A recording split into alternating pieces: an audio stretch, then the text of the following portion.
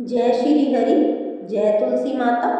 प्रिय भक्तों, आप सभी का हार्दिक स्वागत है। आज हम आपको आषाढ़ मास से जुड़ी एक अत्यंत महत्वपूर्ण धार्मिक जानकारी बताने जा रहे हैं। शास्त्रों में कहा गया है कि आषाढ़ मास भगवान विष्णु का प्रिय मास है। इसी महीने से चतुर्मास आरंभ होता है और भगवान विष्णु योग निद्रा में चले जाते हैं। ऐसे समय में तुलसी माता की पूजा का विशेष महत्व बढ़ जाता है। लेकिन क्या आप जानते हैं कि इस दिन के 3 ऐसे समय भी होते हैं जब तुलसी को स्पर्श करना या पत्ते तोड़ना अशुभ माना गया है। यदि भूलवश भी इन नियमों का पालन नहीं किया जाए तो पुण्य में कमी आ सकती है।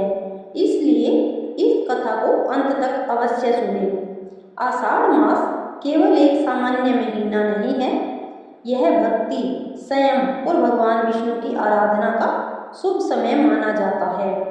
इसी महीने देवशयनी एकादशी आती है, जब भगवान विष्णु 4 महीनों के लिए योग निद्रा में चले जाते हैं।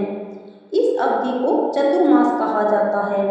इस दौरान जप, तप, दान, पूजा और तुलसी सेवा का फल कई गुना बढ़ जाता है। तुलसी माता को लक्ष्मी जी का स्वरूप माना गया है।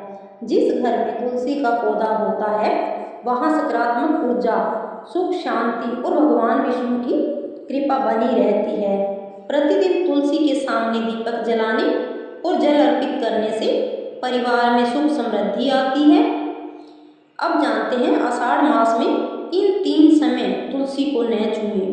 पहला समय सूर्योदय से पहले और सूर्योदय के तुरंत बाद। इस समय तुलसी माता विश्राम अवस्था से जागृत होती है। उन्हें तुरंत छूना या पत्ते तोड़ना उचित नहीं माना गया है। पहले स्नान करें, भगवान का स्मरण करें और फिर श्रद्धा से पूजा करें।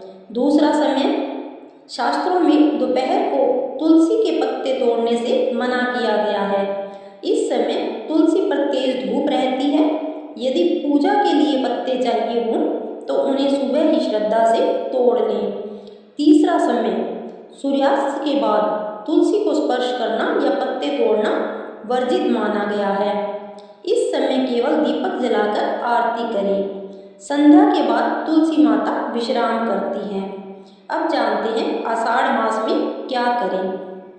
प्रतिदिन तुलसी के सामने दीपक जलाएं, ओम नमो भगवते वासुदेवाय मंत्र का जाप करें, भगवान विष्णु और माता लक्ष्मी की पूजा करें, गरीबों को अन्न और वस्त्र का दान करें, क्रोध, झूठ और अपशब्दों से बचें।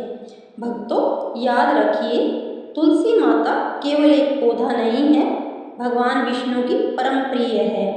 यदि श्रद्धा, नियम और प्रेम से उनकी सेवा की जाए तो घर में सुख, शांति और समृद्धि बनी रहती है।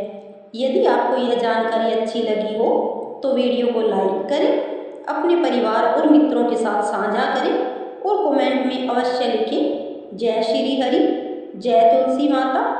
मिलते हैं अगली सुंदर धार्मिक कथा के साथ। राधे राधे, जय श्री हरि।